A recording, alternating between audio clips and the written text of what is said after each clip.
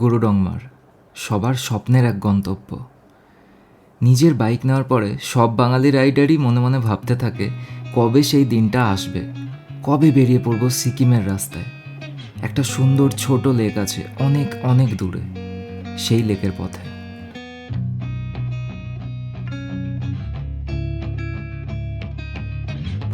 আরে কি ফিরে এসছি এবং বারবার ফিরে আসবো। গুরুডংমার লেক এইদিকে, এই উচ্চতায় ওঠাটা অনেকবার ইউটিউবে দেখেছি, আজকে নিজে মাঠে নেমে ওঠার পালা।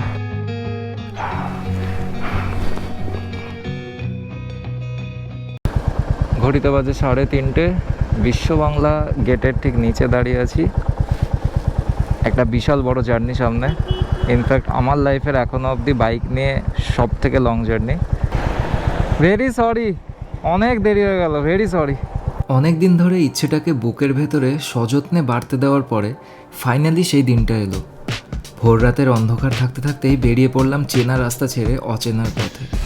প্রত্যেকটা দিন কাজকর্ম শেষে একজন রাইডার যখন বাড়ি ফেরে তখন হয়তো সে রোজই ক্লান্ত থাকে, কিন্তু স্বপ্নের রাইড যত গভীর রাতেই শুরু হোক না কেন, সেই মানুষটা কিন্তু এক বুক ভরা স্বপ্ন নিয়ে তার বাইক স্টার্ট দেয়। আমিও শুরু করলাম আমার যাত্রা, আরও বেশ কয়েকটা স্বপ্ন দেখা মানুষের সঙ্গে।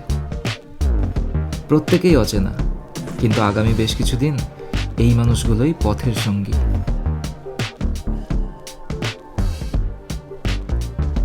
প্রথম দিনটা ছিল বেশ কষ্টের দিন। প্রখর রোদ্দুরে রাস্তার পর রাস্তা ক্রস করে আমরা এগিয়ে চললাম। কখনো একটু বিরতি নিলাম, গল্প করলাম বাকিদের সঙ্গে, তারপর আবার বাইক স্টার্ট। যেভাবেই হোক রাতের মধ্যে শিলিগুড়ি পৌঁছানো ছিল আমাদের টার্গেট।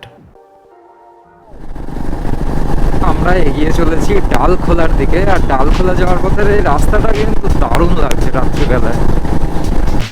হ্যাঁ, ডালখোলার দিকে যাওয়ার সময় অপূর্ব রাস্তা পেলাম ঠিকই, কিন্তু ততক্ষণে শরীর প্রতিবাদ করা শুরু করে দিয়েছে। শিলিগুড়ি অবধি পৌঁছানোর প্ল্যান থাকলেও শরীর আর পারছিল না। হয়তো জীবনে প্রথমবার একটানা এতটা রাস্তা চড়া রোদ্দুরে বাইক চালিয়ে এসেছি বলে। রীতিমতো কাঁপুনি দিয়ে জ্বর এসে গেল আমার, আর সেই জ্বর গায়ে নিয়েই রাত্রিবেলায় পৌঁছালাম শিলিগুড়ি।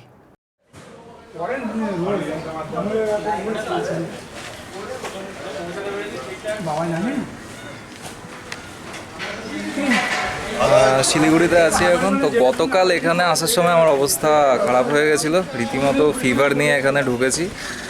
আই থিঙ্ক রাইডিংয়ের এতটা রাইডিংয়ের অভ্যাস নেই বলে সেটা হয়েছে। ওয়েদারও খুব খারাপ ছিল। যাই হোক, আজকে সকাল থেকে একদম চাঙ্গা, আর এইখানে আমরা কিন্তু সবাই রেডি মোটামুটি। এই বাইকগুলো এখন প্যাক করা হচ্ছে, আর আমরা আজকে বেরিয়ে পড়বো একেবারে গ্যাংটকের দিকে। চলো সেখানে গিয়ে দেখা হচ্ছে।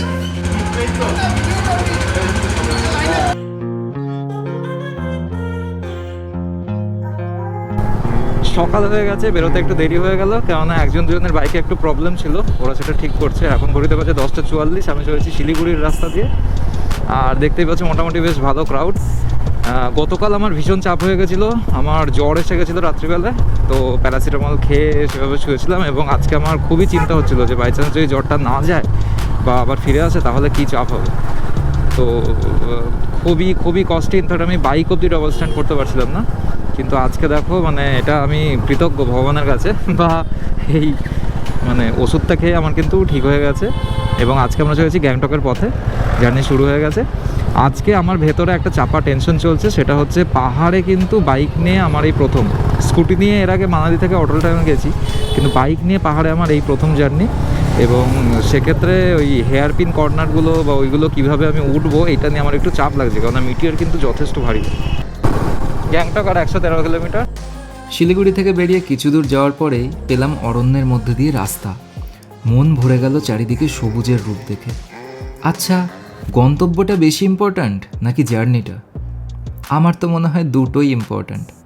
গন্তব্যের হাতছানি না থাকলে গায়ে জ্বর নিয়েও যেমন বাইক চালানো যায় না, সেরকমই জার্নিতেই রাস্তার মতো সুন্দর মন ভরিয়ে দেওয়া অপূর্ব রূপ না পেলে গন্তব্যে পৌঁছানোর আগেই মানুষ কিন্তু মনের ইচ্ছা হারিয়ে ফেলে। তাই আবারও একের পর এক বাইক নিয়ে আমরা সবাই এগিয়ে চললাম গ্যাংটকের দিকে। সেই গ্যাংটক যেখান থেকে আমার এই চ্যানেলের যাত্রা শুরু হয়েছিল। আগে হ্যাঁ, আমার প্রথম সোলো ট্রিপ ছিল গ্যাংটক, যদিও বাইক নিয়ে নয়। আর সেবারে আমার ভাগ্যে গুরুডংমার দেখা হয়ে ওঠেনি, কিন্তু এবারে আমরা সবাই দৃঢ় প্রতিজ্ঞ, যদি প্রকৃতির আশীর্বাদ থাকে তাহলে এবার আমার গুরুডংমার দর্শন সফল হবেই। তবে গুরুডংমার অনেক পরের কথা। গ্যাংটকে ঢোকার আগে তিস্তা নদীর ওপর ব্রিজে খানিকক্ষণ দাঁড়ালাম আমরা। মন ভরে গেল মেঘলা আকাশের ওই রূপ দেখে। আগের দিন যতটা কষ্ট হয়েছিল রোদ্দুরে, আজ ততটাই যেন স্নেহের ছোঁয়া পেলাম এই মেঘলা আবহাওয়ায়। তো আমরা এখন আছি তিস্তা ব্রিজে। এখানে আমরা দাঁড়িয়েছিলাম, কয়েকটা ড্রোন শট নিয়েছি প্রিয়ঙ্কর দা এখানে, বাকি টিম পুরো আছে এখান থেকে সামনে অবধি। আর এখান থেকে আমরা এবার স্টার্ট করছি গ্যাংটকের দিক। ওয়েদার দেখতে পাচ্ছ দারুণ, মেঘলা, বৃষ্টি হালকা, আর এই যে নদী। তো চলো লেটস গো। এই একটু আগেই জাস্ট তিস্তা ব্রিজ ক্রস করলাম, আর সামনে এগিয়ে চলছে প্রিয়ঙ্কর দা এবং বাকি টিম আগে পিছনে আছে। তো বৃষ্টিটা মোটামুটি হয়েছে, খুব বেশি হয়নি যে মুষলধারে একেবারে, তবু দু এক জায়গায় দাঁড়াতে হয়েছিল। ইনফ্যাক্ট গোপ্রো অফ করে ব্যাগে রাখতে হয়েছিল। বাট এখন আবার ব্যাক টু বিজনেস। আবহাওয়াটা বেশ মনোরম লাগছে। তবে আজকে যদিও আমার বৃষ্টিতে ভেজা অ্যাকচুয়ালি উচিত না, কেননা কালকেই জ্বর এসেছিলো বেশ কাঁপুনি দিয়ে। বাট এখন শরীর খুব ভালো লাগছে, ঠিক আছে। গায়েও যথেষ্ট পরিমাণে ভেতরে টি শার্ট, উপরে রেনকোট, জ্যাকেট সব পরে নিয়েছি।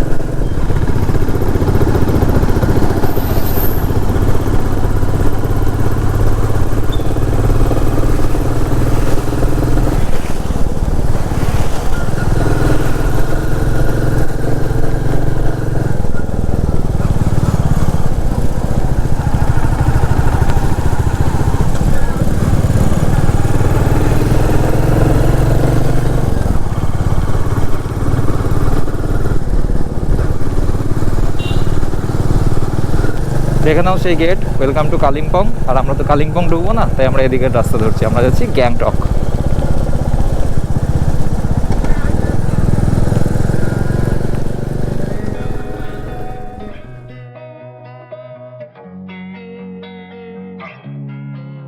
তিস্তা ব্রিজ থেকে যাত্রা শুরু করে যত এগোতে থাকলাম, মন ও বাইকের ইঞ্জিন দুটোই আনন্দের সঙ্গে ওপরের দিকে উঠতে থাকলো। রংপো ব্রিজ হলো basically no man's land, Paschimbanga ও সিকিমের মাঝের সংযোগকারী একটি চওড়া সেতু। পশ্চিমবঙ্গের বর্ডার পেরোনোর পর থেকেই মন আনন্দে আরও ভরে উঠল, কারণ গ্যাংটক আর বেশি দূরে নয়। ভাবতেও কেমন লাগে যে দুদিন আগেই কত দূরে ছিলাম আর আজ কোথায়। হয়তো কোনো জার্নি শুরু করার এটাই সিক্রেট, বেরিয়ে পড়ো।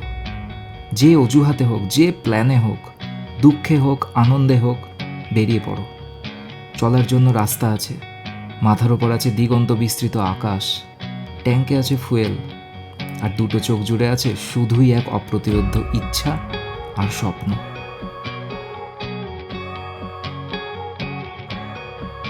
রংপো ব্রিজ থেকে আবার আমরা বাইক স্টার্ট দিলাম। শুরু হলো বিভিন্ন রকম হেয়ার পিন বাঁক। যেটা নিয়ে মনে ভয় ছিল, সেটা সুন্দরভাবে পেরিয়ে যাওয়ার পরে মনটা যে কতটা ভালো লাগে সে আশা করি প্রত্যেক রাইডার বন্ধুই জানেন। আঁকা বাঁকা পথ দিয়ে কখনো ভিড়, কখনো ফাঁকা রাস্তা পেরিয়ে আমরা এগোতে থাকলাম। রাইডার বন্ধুরা কখনো সামনে, কখনো পেছনে। কোথাও পেলাম সুন্দর রং বেরঙের ফ্ল্যাগ লাগানো সরু ব্রিজ, তো কোথাও বুক একটু কেঁপে উঠল দুর্বল ব্রিজের ওপর দিয়ে বাইক চালাতে গিয়ে। গ্যাংটকের পথে পথে ঝর্ণা, সেই ঝর্ণার পাশ দিয়ে নিজে বাইক চালিয়ে যাব, এই স্বপ্নটা কবে থেকে আমি দেখেছি সেটা শুধু আমিই জানি। ছোটবেলায় পাড়ার রাস্তা দিয়ে সাইকেল চালিয়ে যাওয়া ছোট ছেলেটা আজকে হয়তো সত্যিই অনেক বড় হয়ে গেছে। হয়তো অনেক ওপর থেকে মা বাবাও দেখছে আমাকে অবাক হয়ে তাকিয়ে।